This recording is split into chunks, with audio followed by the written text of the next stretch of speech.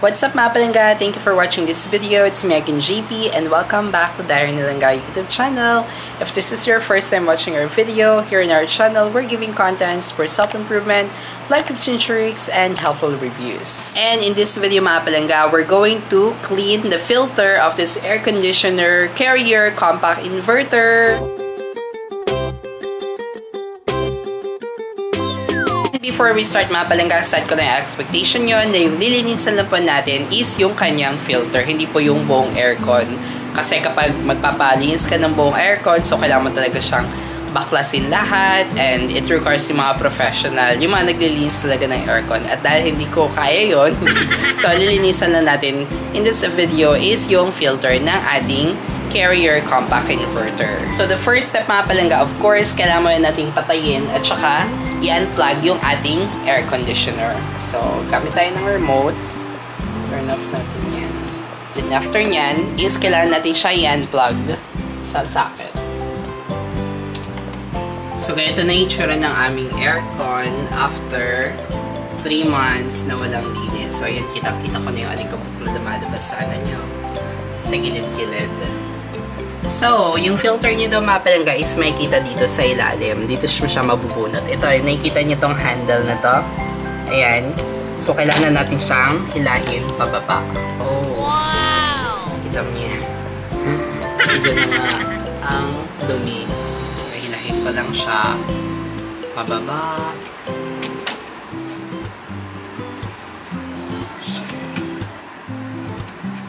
Kita nyo yan. Mahaba kasi siya. At ito na yung itsura ng filter mga palangga. Tingnan nyo, oh, grabe, sobrang dumi. Nabuo na yung alikabok niya.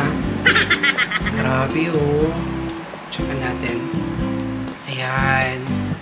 Meron din sa likod. Natanggal naman natin mga palangga. So, ayan. Ito yung kanyang likod. So, for now, since natanggal na natin siya dito sa ating filter, so, kailangan natin itong linisan itong ating filter. Sige, bababadal natin siya dito sa water. Pero dapat, wag nyo siya iba-brush mga palangga. Dapat gentle na yung pag-linisin yung filter. At dahil nasa taas itong dumi, so kailangan pa ganito dapat para yung kanyang dumi is bumabalo lang siya. So, lagay ko na yung filter dito. Kailangan mababad siya. At para matanggal yung mga dumi. Pero mukhang hindi siya tatanggal kung ibababad lang. So, kailangan ko siya ng running water. Kasi tingnan mo, tatanggalan naman siya, pero not exactly tanggal yung buong dumi.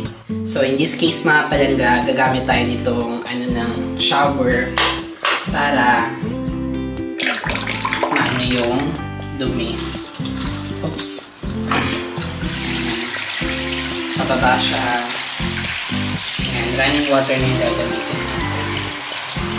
Dapat si gentle lang dapat yung water. Para mas okay pa itong mga palangga na running water yung gagamitin nyo pang lang dumi. Tsaka dapat, nakataliko dapat. Kung nasa yung dumi, doon dapat siya sa ilalim.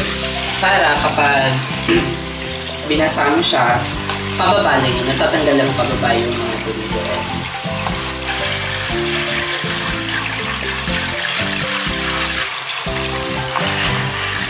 Siguro gawin ko pa siya ng isa pang bandaw. Para ma-make sure talaga na clean. Okay. Ayan. And ayan na mga palangga. Tanggal na rin yung kanyang dumi. Diba?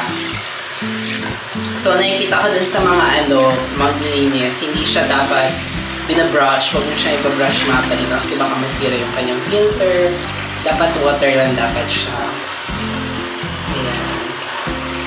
Pwede nyo naman ibabad. Kaso matagalan. Mas okay na yung ganito, yung pabiyawan nyo ng konting water. At saka dapat kung nasaan yung side ng dumi, doon nyo anihin para yung dumi is palabas na. Ayan. Pero ito, okay na rin naman siya. Binaktoba ko na para binaktoba ko na para sure. natanggal lahat. Kasi naibabad ko yung mga dumi kanina. And okay na yan. Dito na siya sasabunan. Kaya rin na yun, tagal naman yung kanyang mga alikabo. Siguro sa sunrise ko na lang siya.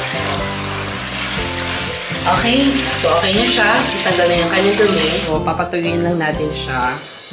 Ayan, siguro dito ko muna siya ilagay. Para matuyo siya. Iwan ko muna siya dyan. Okay, tapos balikan ko muna yung aircon para malinis ko din yung ibang parts. And now naman mga palangga, itong tatlo na to, huwag nyo itong babasain. Okay, kasi ito yung gagamitin, ito yung filter nyo, diba? So, huwag nyo siya babasain. Hindi naman siya masyado alikabok. Pwede nyo naman siya itagtag lang. Ganyan, para makita nyo kung may alikabok pa talaga siya. After nun mga palangga, kailangan nyo talaga tumatanggal itong harap niya.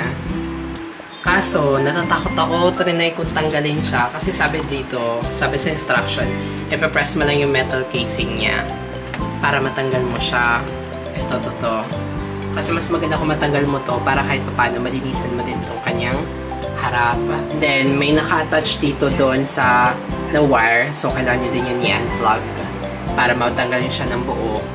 At saka malinisan niya talaga yung kanyang likod nito.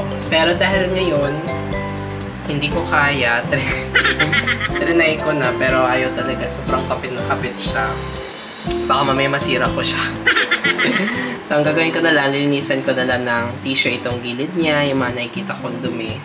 So, linisan ko na lang siya. Samahan ko na lang din ng alcohol ng konti. Pero linisan ko siya. Ito. Kita ko yung mga dumi niya sa senior. So, ayan. Mukhang madami na rin ako nakuhang dumi. Gumamit na lang ako ng cotton buds para isiksik yun dito sa mga gilid-gilid niya. And so far, natanggal naman siya mga palangga. Pero then again, much better pa rin talaga na matanggal nito. Ito na yung filter natin. Tuyo na siya. O diba, kita mo na yung likod niya. Transparent na siya. Unlike nung kanina, talagang dark na dark talaga siya. Talagang hindi mo talaga makita yung kanyang likod. Pero ayan, natanggal na yung kanyang mga alikabok na nakakapit. So, yun yung mas maganda doon. Ito talaga yung kailangan nating matanggal para kapag gumagana yung aircon nyo, yung lumalabas sa aircon yung lamig, hindi yung natatabunan na ng alikabok yung ating filter. So, much better talaga siyang linisan. So, ayan, nalinis ko na siya. Ibabalik ko na yung itong tatlo pang kasama niya mga filter dito sa gilid niya. Ibalik na natin itong tatlo. So, much better kung paano nyo siya nakuha kanina. Dapat, ganun din yung kanyang itsura ng pagkabalik. So, yung likod niya is medyo makolor. Tapos, yung nasa harap niya naman is medyo dark. Ayan. So, ganun ko siya nakuha kanina. Hindi ko alam kung pagkasunod-sunod ba yung nalagay ko. Ayan. So, okay na siya mga palangga. And then, next naman is kailangan natin siyang maibalik dito sa ating of course, sa ating aircon. Pero nakalimutan ko na kung paano siya nakaganito pa. I think nakaganito nga. Ayan. So, balik na natin siya mga palangga. Madali naman siya ilagay. So, pasok mo lang siya kung saan siya galing kanina. Tapos, i-push mo lang.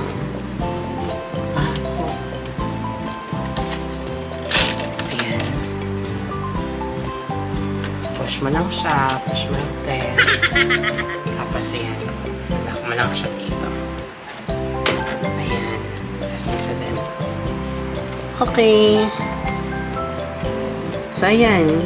Okay na. Yay! Sa wakas, naikabit na natin yung ating filter. Plug na natin ito. Kung tinag ko siya, may lumabas dito. Parang ilaw siya, tapos tutunog. Ayun, siguro parang naglo-load. So, on na natin siya. Turn on. And, check natin kung ano na ba yung kanyang may changes ba.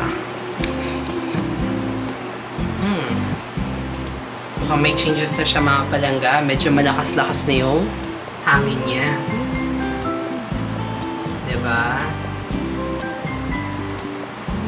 Ayan na, medyo malakas-lakas na yung hangin niya. Tsaka, yung lamig niya is lumalabas na rin. Hindi na siya natatrap doon sa loob ng mga alikabok.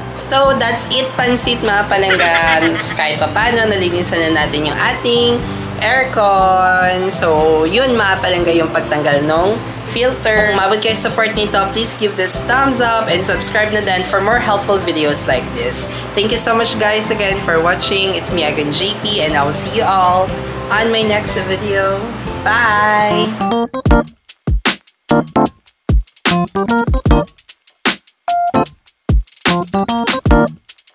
Thank you.